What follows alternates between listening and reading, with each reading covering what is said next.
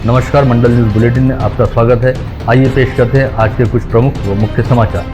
अब तक यदि आपने मंडल न्यूज के इस चैनल को लाइक व सब्सक्राइब नहीं किया है तो जल्द से जल्द इस चैनल को लाइक व सब्सक्राइब जरूर कर दें।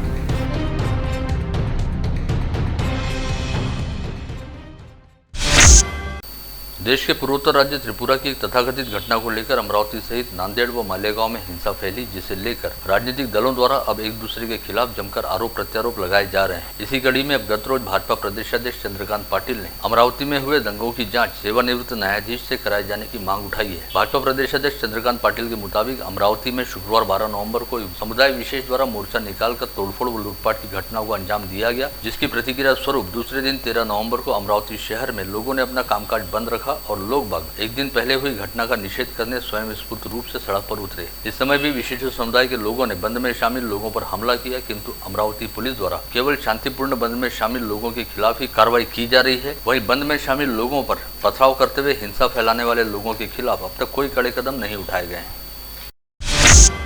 विगत 12 व 13 नवंबर को उपजे तनावपूर्ण हालात को नियंत्रण में लाने सहित शहर में स्थिति को शांत व सामान्य कराने हेतु लगाए गए कर्फ्यू को अब काफी हद तक शिथिल कर दिया गया है और सुबह 7 से रात 9 बजे तक कर्फ्यू में ढील देते हुए रात 9 बजे से सुबह 7 बजे तक रात्रिकालीन कर्फ्यू को जारी रखा गया है। लेकिन इसके बावजूद भी शहर में लगाए गए पुलिस बंदोबस्त में फिलहाल किसी भी तरह की कोई कमी नहीं की गई है, बल्कि विगत 13 नवम्बर के बाद लगाए गए 86 फिक्स पॉइंट को अब भी यथावत रखा गया है और स्थानीय पुलिस के साथ साथ बाहरी जिलों की पुलिस व SRPF की 7 कंपनियों को मिलाकर करीब 2500 पुलिस अधिकारियों व कर्मचारियों को अब भी बंदोबस्त में तैनात रखा गया है। ऐसे में कहा जा सकता है कि हालात सामान्य होने के बाद भी शहर पुलिस कानून व व्यवस्था की स्थिति को बनाए रखने हेतु बेहद संजीदा व गंभीर है तथा कर्फ्यू के दौरान पूरे शहर की बेहद चौकस रहकर निगरानी की जा रही है। इस बारे में जानकारी देते हुए शहर पुलिस आयुक्त डॉक्टर आरती सिंह द्वारा बताया गया कि शहर वासियों की सुविधा व जरूरत को देखते हुए कर्फ्यू में थोड़ी थोड़ी ढील देकर छूट के समय को बढ़ाया गया है और कामकाज को पहले की तरह नियमित करने हेतु दिन के कर्फ्यू को हटा दिया गया है। वहीं एहतियात के तौर पर रोजाना रात 9 से दूसरे दिन सुबह 7 बजे तक नाइट कर्फ्यू को जारी रखा गया है। अतः सभी शहर वासियों को चाहिए कि वे आपस में सामंजस्य व भाईचारा बनाए रखने के साथ ही शांति व व्यवस्था बनाए रखने में पुलिस के साथ सहयोग करें और नाइट कर्फ्यू के दौरान बिल्कुल भी अपने घरों से बाहर न निकलें। यदि हालात जल्द से जल्द सामान्य हो जाते हैं तो जल्दी ही नाइट कर्फ्यू को भी हटा दिया जाएगा। महाराष्ट्र के राज्यपाल भगत सिंह कोश्यारी आज मंगलवार 23 नवंबर से विदर्भ के 3 दिवसीय दौरे पर हैं। मंगलवार की दोपहर 4:15 बजे उनका विशेष सरकारी विमान के जरिए नागपुर के डॉक्टर बाबा साहब आम्बेडकर अंतर्राष्ट्रीय विमानतल पर आगमन हुआ। पश्चात वे राजभवन पहुंचे, जहां पर उनका समय आरक्षित है। नागपुर में रात्रि विश्राम करने के बाद राज्यपाल भगत सिंह कोश्यारी कल बुधवार 24 नवम्बर को अमरावती जिले के दौरे पर आ रहे हैं। यहाँ पर वे श्री शिवाजी शिक्षा संस्था की प्रशासकीय इमारत का लोकार्पण करेंगे। साथ ही श्री शिवाजी शिक्षा संस्था के संस्थापक शिक्षा महर्षि व देश के प्रथम कृषि मंत्री डॉक्टर पंजाबराव उर्फ भाऊ साहब देशमुख के जन्म स्थल पापल गांव को भी भेंट देंगे। पश्चात परसों गुरुवार 25 नवंबर को पूरा दिन राज्यपाल भगत सिंह कोश्यारी यवतमाल जिले के दौरे पर रहेंगे। राज्यपाल भगत सिंह कोश्यारी के दौरे को देखते हुए मोर्शी रोड स्थित श्री शिवाजी कृषि महाविद्यालय में इस समय उनके स्वागत व आगमन को लेकर जबरदस्त तैयारियां की जा रही हैं, जिनका जायजा आज जिलाधीश पवनीत कौर द्वारा लिया गया। साथ ही यहां पर पुलिस बंदोबस्त की कलर ड्रेस रिहर्सल भी हुई। मनपा के आगामी आम चुनाव को लेकर प्रभाग रचना का कच्चा प्रारूप तैयार करने की अंतिम तिथि 30 नवंबर है। इस दिन तक कच्चा प्रारूप तैयार करने का काम पूरा करते हुए मनपा प्रशासन को अपनी रिपोर्ट राज्य निर्वाचन आयोग को सौंपनी है। ऐसे में इस समय मनपा का निर्वाचन विभाग पूरी तरह गोपनीयता बरतते हुए नए प्रभागों के परिसीमन का काम कर रहा है। मनपा सूत्रों के मुताबिक राज्य निर्वाचन आयोग के निर्देश पर प्रभाग रचना का कच्चा प्रारूप तैयार करने की प्रक्रिया को बेहद गोपनीय रखा गया है, ताकि इसे लेकर बेवजह ही किसी भी तरह के आपत्ति अथवा आक्षेप का सामना न करना पड़े और ऐसी आपत्तियों व आक्षेपों के चलते अदालती कार्रवाई में बेवजह समय नष्ट न हो। इस बारे में जानकारी देते हुए मनपा आयुक्त प्रशांत रोडे द्वारा बताया गया कि राज्य निर्वाचन आयोग की ओर से दिए गए दिशा निर्देशों के अनुरूप प्रभाग रचना के कच्चे प्रारूप को तैयार करने का काम जारी है, जिनमें मनपा के निर्वाचन विभाग सहित संबंधित महकमों के अधिकारियों व कर्मचारियों का भी सहयोग लिया जा रहा है।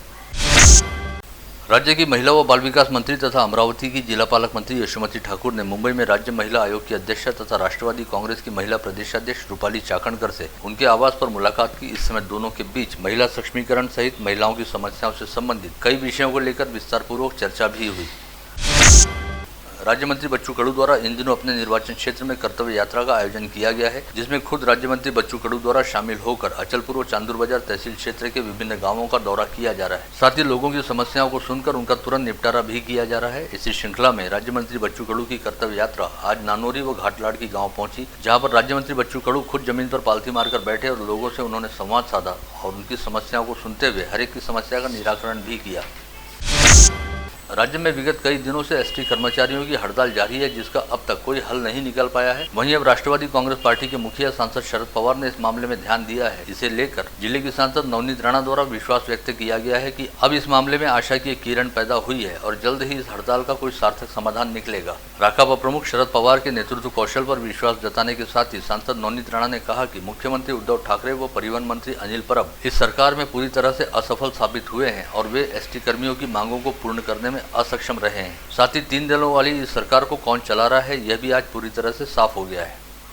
आज ज्या पद्धतीने अनिल परब हे पवार साहेबांकडे गेलेले आहे आणि तिथे गुप्त मीटिंग 2 तासापासून चालू आहे आणि सब्जेक्ट मुद्दा एसटी कामगारांचा आहे। मला वाटते की ज्या दिवशीपासून आपले एसटीचे कामगार आंदोलन करत आहे हे सगळ्यांना माहित होतं आणि आम्हाला सुद्धा माहित होतं, जोपर्यंत याच्यामध्ये आपले पवार साहेब याच्यामध्ये इंटरेस्ट घेणार नाही तिथपर्यंत याच्यावर निर्णय लागणार नाही। पण आज ज्या पद्धतीने पवार साहेबांसोबत अनिल परब त्या डिपार्टमेंटचे मंत्री आहेत, ते जे मीटिंग करत आहेत, आता कुठे ना कुठे एक अंधारामध्ये एक दियेची किरण आपण ज्याला म्हणू शकतो ते दिसलेली आहे, कारण पवार साहेबांचा इंटरेस्ट याच्यामध्ये दिसलाय। आणि हे सगळ्यांना माहिती आहे महाराष्ट्रामध्ये महाराष्ट्राची सरकार आणि हे कोण चालवत आहे, हा शिवसेनानी चालवत आहे, आमचे पवार साहेब चालवतात। आणि हे नक्की आहे की याच्यामध्ये जर काही होत असेल एसटी कामगारांबद्दल ते फक्त पवार साहेब करू शकतात। आणि 2 तासाची मीटिंगच्या नंतर मला वाटते एसटी कामगारांची काही ना काही चांगला संदेश हा पवार साहेबांचे कडनं आपल्याला भेटेल, कारण की याच्यामध्ये अनिल परब आणि उद्धव साहेब हे फेल आहे, कारण हे निर्णय घेण्यासाठी सक्षम नाहीये। आणि जर निर्णय चांगला झाला तर मला वाटते पवार साहेबच करू शकतात। बडनेरा निर्वाचन क्षेत्र के विधायक रवि राणा द्वारा कहा गया कि विदर्भ के मसलों को हल करने के लिए नियमानुसार और परंपरानुसार राज्य विधानमंडल का शीत सत्र नागपुर में ही होना आवश्यक है। गत वर्ष कोविड संक्रमण के खतरे को देखते हुए यह शीत सत्र नागपुर की बजाय मुंबई में आयोजित किया गया था। वहीं इस बार मुख्यमंत्री के स्वास्थ्य की वजह को आगे करते हुए शीत सत्र को मुंबई में आयोजित करने की बात कही जा रही है। यह पूरी तरह से गलत है। ऐसे में बेहद जरूरी है कि यह अधिवेशन नागपुर में ही लिया जाए। इसके लिए स्वास्थ्य खराब रहने के चलते सीएम उद्धव ठाकरे ने अपने मुख्यमंत्री पद का जिम्मा अपने किसी विश्वास पात्र को सौंपना चाहिए। विदर्भामध्ये नागपूरमध्ये हिवाळी अधिवेशन होत राहते, ही परंपरा आहे, हे ठरलं आहे आणि ठरल्याप्रमाणे ते अधिवेशन नागपूरमध्येच झालं पाहिजे। यासाठी आमची विधिमंडळाचा एक सदस्य म्हणून माझी मागणी आहे की ज्या पद्धतीनं महाराष्ट्राचे मुख्यमंत्री उद्धवजी ठाकरे यांची तब्येत जर खराब आहे त्यांनी जरूर आराम करावा, कारण की तब्येत चांगली असताना सुद्धा ते विदर्भाच्या कधीच दौऱ्यावर आले नाही।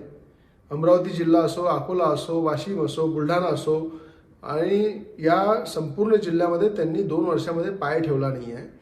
पण त्यांना जर असं वाटते तब्येत बरोबर नाही आहे तर त्यांना मुंबईला घ्यायची जी आवड आहे ती बाजूला ठेवली पाहिजे आणि त्यांनी आराम केला पाहिजे। 3 पक्षाचे सरकार आहे, ज्या पक्षावर त्यांचा विश्वास असेल त्याला त्यांनी मुख्यमंत्र्यांना चार्ज द्यावा आणि हे अधिवेशन नागपूरमध्येच झालं पाहिजे, ही ठाम आमची मागणी आहे। संपूर्ण विदर्भाच्या आमदारांची मागणी आहे, विदर्भाच्या जनतेची मागणी आहे की ह्या परंपरेला उद्धव ठाकरे सरकारने मोडीत काढू नये आणि विदर्भाच्या जनतेला न्याय देण्यासाठी विदर्भामध्ये हिवाळी अधिवेशन झाली पाहिजे, ही आमच्या सगळ्यांच्या वतीनं मुख्यमंत्र्यांना मागणी आहे। यहाँ बुलाई गई पत्रवार्ता में चांदू रेलवे निर्वाचन क्षेत्र के भाजपा विधायक प्रताप अड़सड़ द्वारा कहा गया कि राज्य की उद्धव ठाकरे सरकार की वजह से ही ओबीसी समाज का राजनीतिक आरक्षण खत्म हुआ है और यह आरक्षण दोबारा स्थायी तौर पर मिलने हेतु ठाकरे सरकार सर्वोच्च न्यायालय के आदेश के बावजूद एम्पिरिकल डेटा संकलित करने का काम नहीं कर रही। अतः ठाकरे सरकार ने ओबीसी समाज के साथ जालसाजी करनी बंद करनी चाहिए और ओबीसी समाज का एम्पिरिकल डेटा संकलित करने हेतु राज्य पिछड़ा वर्गीय आयोग को 450 करोड़ रुपए की निधि तत्काल उपलब्ध कराई जानी चाहिए। पहिल्यांदा केंद्र सरकारनं ओबीसी आयोगाला घटनात्मक दर्जा दिला आणि केंद्रीय मंत्रिमंडळामध्ये 27 ओबीसी खासदारांना सामावून घेतला आणि हे प्रमाण 35% सुद्धा जास्त आहे। मेडिकलच्या पदवी आणि पदव्युत्तर अभ्यासक्रमांमध्ये ऑल इंडिया कोट्यातील जागांमध्ये ओबीसीसाठी केंद्र सरकारने 27% आरक्षणही लागू केलं. त्यानंतर राज्यात सर्वप्रथम देवेंद्रजींच्या काळामध्ये ओबीसीचं मंत्रालय स्थापन झालं. ओबीसी वित्त व विकास महामंडळाची कर्ज मंजुरीची मर्यादा सुद्धा वाढवण्यात आली आणि ओबीसी समाजातील विद्यार्थ्यांसाठी महाज्योती संस्था स्थापन करण्याचा निर्णय झाला. त्यामध्ये आणि जिल्हानिहाय वसतिगृहे निर्माण करण्याचा सुद्धा निर्णय त्या काळामध्येच झालेला.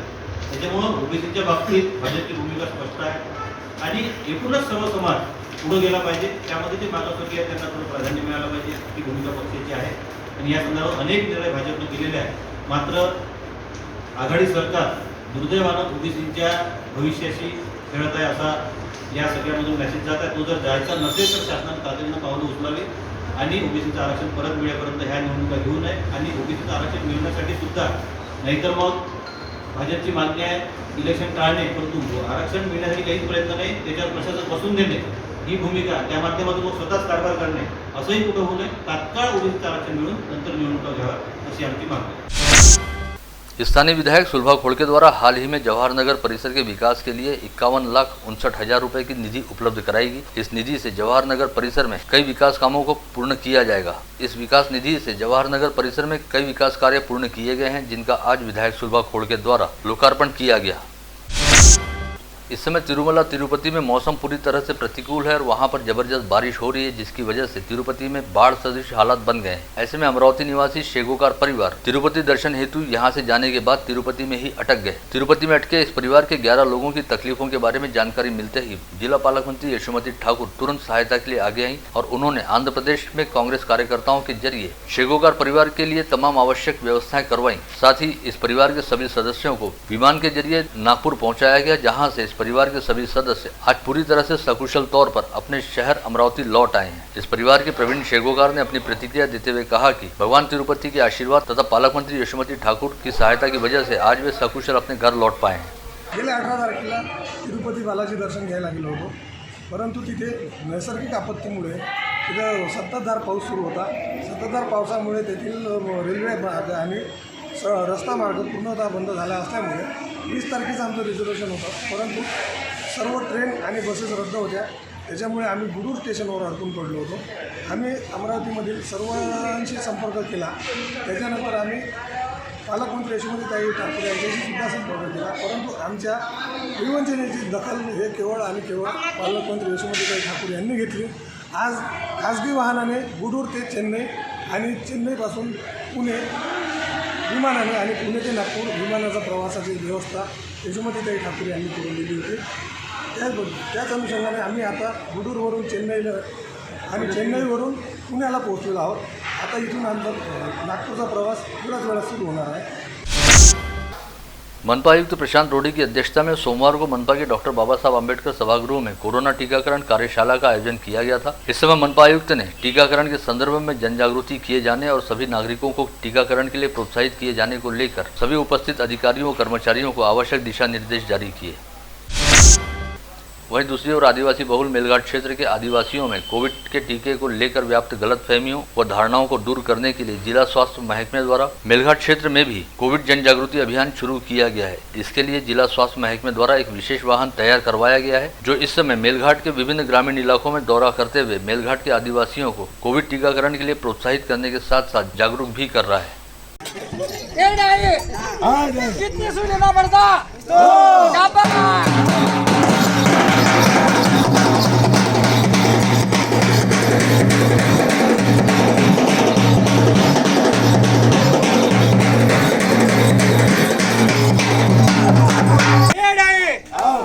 पहला सुई लेने के बाद दूसरा सुई कब लेना? 3 महीने।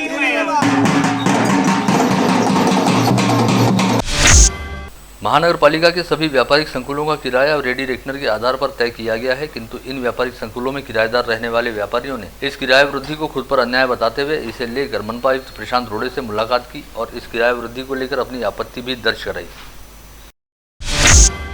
मनपा के सभागृह नेता तुषार भारती की अध्यक्षता में आज मनपा मुख्यालय स्थित उनके कक्ष में पीआर कार्ड को लेकर एक समीक्षा बैठक बुलाई गई थी। इस बैठक में मनपा के संबंधित विभागों के अधिकारी उपस्थित थे। इस बैठक में चर्चा करते हुए सभागृह नेता तुषार भारती ने सभी अधिकारियों को निर्देश जारी करते हुए कहा कि झोपड़पट्टी परिसर वासियों को उनकी मिल्कियत का पीआर कार्ड जल्द से जल्द मिलना चाहिए। राज्य की कुल 264 कृषि उत्पन्न बाजार समितियों के चुनाव आगामी फरवरी माह के दौरान 2 चरणों में लिए जाने थे, किंतु इस चुनाव पर एक बार फिर ब्रेक लग गया है। मुंबई हाईकोर्ट की औरंगाबाद खंडपीठ के आदेश के आधार पर राज्य सहकारी निर्वाचन प्राधिकरण द्वारा मंडी समितियों के चुनाव को स्थगित करने के संदर्भ में कल सोमवार 22 नवंबर को ही एक आदेश जारी किया गया है। इस आदेश के जरिए प्रारूप मतदाता सूची पर आपत्ति व आक्षेप की जारी प्रक्रिया को भी रद्द कर दिया गया है। ऐसे में अब अमरावती की भी 12 फसल मंडियों के चुनाव अगले आदेश तक के लिए स्थगित हो गए हैं। गुरुद्वारा श्री गुरु सिंह सभा के पदाधिकारियों तथा सिख समाज के प्रतिनिधियों द्वारा जिलाधीश पवनीत कौर को एक ज्ञापन सौंपकर कहा गया कि विगत दिनों फिल्म अभिनेत्री कंगना रनावत ने अपने इंस्टाग्राम अकाउंट पर सिखों को लेकर एक विवादास्पद पोस्ट डाली है, जिसमें सिख समाज को लेकर बेहद आपत्तिजनक बातें कही गई हैं। अतः समाज में नफरत फैला रही फिल्म अभिनेत्री कंगना रनावत के खिलाफ कानूनी कार्रवाई की जाए। सिखों के बारे में जो बहुत ही गंदा बोला है, पूरे सिख समाज को, पूरे दुनिया के, हिंदुस्तान के नहीं पूरे दुनिया के सिख समाज को खालिस्तानी आतंकवादी बताया है। साथ ही जो बहुत गंदा जो वर्ड उन्होंने बोला है, वो बोला है कि इंदिरा गांधी ने पूरे सिख समाज को मच्छरों की तरह रौंद दिया। ये सिख समाज के लिए बहुत ही गंदा शब्द है। ये हम पूरा सिख समाज, अमरावती का सिख समाज, इसको निषेध करते हैं। मनपा क्षेत्र अंतर्गत आने वाले अस्पतालों के संचालक पार्किंग की सुविधा अपने अस्पताल परिसर में उपलब्ध कराएं, इस आशय की मांग को लेकर भीम आर्मी द्वारा एक ज्ञापन मनपा आयुक्त को सौंपा गया। इस ज्ञापन में कहा गया कि मनपा क्षेत्र अंतर्गत आने वाले निजी अस्पतालों में पार्किंग की जगह पर निर्माण कार्य किए जाने की वजह से अस्पताल में आने वाले लोग कहीं पर भी अपने वाहन पार्क करते हैं, जिसकी वजह से आसपास रहने वाले लोगों को भारी परेशानियों का सामना करना पड़ता है। संत गाड़गे बाबा अमरावती विद्यापीठ द्वारा आचार्य पदवी पूर्व परीक्षा आगामी 27 व 28 नवंबर को ली जा रही है। 12 परीक्षा केंद्रों पर अपराह्न 12 से 1:30 बजे तक और 3 से 4:30 बजे तक यह परीक्षा ली जाएगी। स्थानीय विद्याभारती कॉलेज के छात्र जिशान अहमद ने नेपाल में हुए इंटरनेशनल एथलेटिक स्पर्धा में 100 मीटर दौड़ में गोल्ड मेडल प्राप्त करते हुए अमरावती की शान बढ़ाई है। कक्षा 11वीं का छात्र जिशान अहमद हनुमान व्यायाम प्रसारक मंडल में नियमित तौर पर प्रैक्टिस करता है और उसके पिता जावेद अहमद अमरावती पुलिस की अपराध शाखा में कार्यरत हैं। जिशान अहमद के साथ ही नेपाल में आयोजित इंटरनेशनल स्पर्धा में अमरावती के कुल 6 खिलाड़ियों ने विविध पदक हासिल करते हुए अमरावती जिले सहित हनुमान व्यायाम प्रसारक मंडल का गौरव बढ़ाया है। इस स्पर्धा में मैथिली जाधव ने 100 मीटर दौड़ में प्रथम आकर गोल्ड मेडल प्राप्त किया। वहीं जिशान अहमद ने 100 मीटर रनिंग में द्वितीय स्थान प्राप्त कर सिल्वर तथा रिले में 400 मीटर गोल्ड हासिल किया। साथ ही अर्चना यादव को गोला फेंक में द्वितीय आने पर सिल्वर मेडल, शौर्य साहू को 200 मीटर में गोल्ड मेडल, तन्मय चौहान को 100 मीटर में प्रथम आने पर गोल्ड मेडल तथा कृष्णा खंडाले को 400 मीटर में प्रथम आने पर गोल्ड मेडल प्रदान किया गया। संत गाड़गे बाबा अमरावती विद्यापीठ के शिक्षकेतर कर्मचारियों ने सोमवार से कलम बंद आंदोलन शुरू करते हुए अपनी लंबित मांगों को लेकर राज्य सरकार का ध्यान खींचने का काम शुरू किया है। साथ ही विधान भवन पर आगामी शीतकालीन अधिवेशन के दौरान विशाल मोर्चा निकालने की तैयारी भी चल रही है।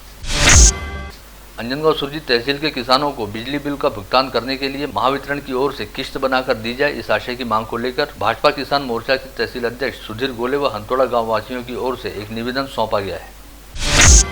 कोविड संक्रमण काल व लॉकडाउन के चलते बंद किए गए तमाम उद्योग इस समय शुरू हो गए हैं, लेकिन अचलपुर का फिनले मिल अभी भी बंद है, जिससे इस मिल में काम करने वाले करीब 1000 कर्मचारियों पर भूखों मरने की नौबत आ गई है। ऐसे में राष्ट्रीय मिल मजदूर संघ के राजेश खोलापुरे के नेतृत्व में आज 23 नवंबर से फिनले मिल के मुख्य प्रवेश द्वार के समक्ष शांतिपूर्वक ढंग से आंदोलन किया गया, जिसमें मांग की गई कि इस फिनले मिल को जल्द से जल्द दोबारा शुरू किया जाए। साथ ही कर्मचारियों का संपूर्ण बकाया वेतन व बोनस भी प्रदान किया जाए। विगत 24 घंटे के दौरान जिले में एक भी व्यक्ति कोविड संक्रमित नहीं पाया गया। इस समय जिले में कुल 9 एक्टिव पॉजिटिव मरीज हैं, जिनमें मनपा क्षेत्र के 1 तथा ग्रामीण क्षेत्र के 8 मरीजों का समावेश है, जिसमें से 2 मरीजों को कोविड अस्पतालों में भर्ती रखा गया है। वहीं मनपा क्षेत्र में 1 तथा ग्रामीण क्षेत्र में 6 मरीजों को होम आइसोलेशन में रखा गया है। विगत 24 घंटे के दौरान जिले में 146 संदिग्धों के थ्रोट स्वैब सैंपलों की जाँच की गई, जिसमें से किसी की भी टेस्ट रिपोर्ट पॉजिटिव नहीं आई है। वहीं इस समय कोविड संक्रमित मरीजों के कोविड मुक्त होने का प्रमाण 98.33% पर स्थिर है। साथ ही आज समूचे संभाग में 2 नए संक्रमित मरीज पाए गए, जिनमें अकोला व यवतमाल के 1-1 मरीज का समावेश रहा और 2 मरीज कोविड मुक्त हुए, जिनमें अकोला व यवतमाल के ही 1-1 व्यक्ति शामिल हैं। विगत 23 नवंबर को अमरावती शहर में हुई हिंसा व तोड़फोड़ की घटना को लेकर स्थानीय सिटी कोतवाली पुलिस थाने द्वारा मनसे के महानगर प्रमुख संतोष भद्रे, वाहतुक सेना जिला प्रमुख रावेल गिरी, शहर सचिव निखिल बिजवे, शहर उपाध्यक्ष सुरेश चौहान, सचिन बावनेर, मनविसे के शहर उपाध्यक्ष पवन लेंडे, बडनेरा शहर अध्यक्ष गौरव बांते तथा शहर सचिव बबलू आठवले को नामजद करने के साथ ही गिरफ्तार किया गया है। इन सभी आरोपियों का स्थानीय जिला सामान्य अस्पताल में मेडिकल चेकअप कराने के बाद उन्हें अदालत में पेश किया गया। स्वाभिमानी किसान संगठन के नेता रविकांत तुपकर का वाहन दुर्घटनाग्रस्त होने की जानकारी सामने आई है। मुंबई में होने वाली एक बैठक में शामिल होने हेतु जा रहे तुपकर के वाहन से एक दुपहिया टकरा गई। इस हादसे में दुपहिया पर सवार 2 युवक गंभीर रूप से घायल हुए हैं, जिन्हें खुद तुपकर द्वारा अस्पताल पहुंचाया गया। इस समय जहां एक और शहर पुलिस द्वारा विगत 12 व 13 नवंबर को हुई हिंसक वारदातों में लिप्त दंगाइयों व उत्पातियों की धरपकड़ की जा रही है, वहीं दूसरी ओर इंटरनेट बंदी हटाए जाने के बाद व्हाट्सएप, ट्विटर व फेसबुक जैसी सोशल मीडिया साइट्स पर शेयर की जाने वाली आपत्तिजनक पोस्ट पर भी कड़ाई से नजर रखी जा रही है, जिसके लिए सोशल मीडिया मॉनिटरिंग सेल का गठन भी किया गया है। और इस सेल द्वारा एक पोस्ट पर नजर रखते हुए सोशल मीडिया पर भड़काऊ पोस्ट शेयर करने के मामले में 15 लोगों के खिलाफ भारतीय दंड संहिता की धारा 55/2 के तहत गंभीर व गैर जमानती अपराध दर्ज किए गए हैं। शहर में विगत 12 व 13 नवंबर को हुई हिंसा व तोड़फोड़ की वारदातों के मद्देनजर शहर के अलग अलग पुलिस थानों में अब तक कुल 57 आपराधिक मामले दर्ज किए गए हैं, जिनमें अब तक 315 आरोपियों को गिरफ्तार भी किया जा चुका है। परतवाड़ा पुलिस थाना क्षेत्र अंतर्गत आने वाले फॉरेस्ट कॉलोनी परिसर की निवासी एक महिला के साथ दुष्कर्म करने के आरोप में सिंधी कैंप परिसर निवासी नशवानी नामक युवक को परतवाड़ा पुलिस द्वारा गिरफ्तार किया गया है। सिंधी कैंप निवासी रोशन नशवानी नामक 22 वर्षीय युवक को परतवाड़ा पुलिस थाने द्वारा गिरफ्तार किया गया है। इस युवक के खिलाफ 36 वर्षीय पीड़ित महिला द्वारा कल 22 नवम्बर को शिकायत दर्ज कराई गई थी। नांदगांव खंडेश्वर तहसील क्षेत्र में आने वाले लोनी डाकली पुलिस थाना परिसर में दुपहिया सवार 3 बदमाशों ने देसी पिस्तौल की नोक पर एक ट्रक चालक के साथ लूटपाट की। यह घटना सोमवार की मध्यरात्रि करीब 12:30 बजे के आसपास घटित हुई। यवतमाल जिला अंतर्गत जोड़मोहा गांव के पास सोमवार की रात 11 बजे के करीब एक अज्ञात वाहन द्वारा टक्कर मार दिए जाने के चलते जोड़मोहा गांव निवासी चिंटू उर्फ अभिषेक घुघरे व गौरव धानफुले नामक 2 युवकों की मौत हो गई। ये दोनों युवक दुपहिया पर सवार होकर अपने गाँव की तरफ लौट रहे थे, तभी अज्ञात वाहन ने उनकी दुपहिया को भीषण टक्कर मारी। नागपुरी गेट थाना क्षेत्र अंतर्गत आने वाले सात नगर में एक बंद घर को अज्ञात चोरों द्वारा निशाना बनाते हुए अलमारी में रखी नगद और सोने के मंगलसूत्र को चुरा लिया गया। सात नगर में रहने वाले अनीस खान यूनुस खान 17 नवंबर को अपनी पत्नी व बच्चों के साथ एक कार्यक्रम के सिलसिले में बाहर गांव गए हुए थे। कृषि सामग्री चुराने वाले चोरों के गिरोह को परतवाड़ा पुलिस द्वारा 24 घंटे के भीतर हिरासत में लिया गया और उनके पास से करीब 6.5 लाख रुपए का माल बरामद किया गया। गिरफ्तार किए गए आरोपियों में परतवाड़ा के गुलाब बाबा मंदिर परिसर में रहने वाले शाकिब राजा उर्फ अहमद अब्दुल शरीफ, मोहम्मद मुश्तकीन उर्फ गोलू, मोहम्मद मुश्ताक, योगेश उर्फ यश कैलाश इंगोले, मोहम्मद मुश्ताक, शेख हैदर तथा विशाल पवार का समावेश है। तिवसा पुलिस थाना क्षेत्र में आने वाले सुरवाड़ी गांव में बंद घर को निशाना बनाकर चोरों ने 67,000 रुपए के माल पर हाथ साफ कर दिया। सुरवाड़ी बुजुर्ग निवासी संगीता पवार 22 नवंबर की दोपहर अपने भाई के घर भोजन करने गई और उनके पीठ पीछे चोरी की यह वारदात घटित हुई। अवैध रूप से रेती की ढुलाई कर रहे ट्रक मालिक पर चांदू रेलवे के तहसीलदार द्वारा कार्रवाई करते हुए 4,22,000 रुपए का दंड वसूला गया। धारणी तहसील में विगत रविवार को 8 लोगों पर हमला कर उन्हें घायल करने वाली लोमड़ी सोमवार की सुबह जुटपानी गांव के पास मृतावस्था में पड़ी हुई दिखाई दी। प्रादेशिक वन विभाग परतवाड़ा क्षेत्र के गांवों में इस लोमड़ी ने दहशत फैला दी। उसकी मौत होने की खबर सुनते ही परिसर में रहने वाले नागरिकों ने राहत की सांस। नागपुर के सरकारी मेडिकल कॉलेज व अस्पताल की ई लाइब्रेरी के पास सोमवार की रात उस समय खलबली मच गई जब एक प्रशिक्षु महिला डॉक्टर पर एक युवक ने एक तरफा प्यार के चलते गोलीबारी करने का प्रयास किया। हालांकि इस समय पिस्तौल का ट्रिगर दबाने के बावजूद गोली पिस्तौल की नली में ही फंसी रह गई, जिससे इस प्रशिक्षु डॉक्टर की जान बाल बाल बच गई। पश्चात इस महिला डॉक्टर द्वारा शोर शराबा मचाए जाने के बाद हमलावर युवक मौके से भाग गया। मामले की शिकायत के आधार पर अजनी पुलिस द्वारा संदेहित आरोपी के खिलाफ हत्या के प्रयास का अपराध दर्ज किया गया है। आप देख रहे थे मंडल न्यूज बुलेटिन। हमारे चैनल को लाइक करें, शेयर करें और हाँ, सब्सक्राइब करना ना भूलें। कल होगी आपसे फिर मुलाकात, तब तक के लिए धन्यवाद।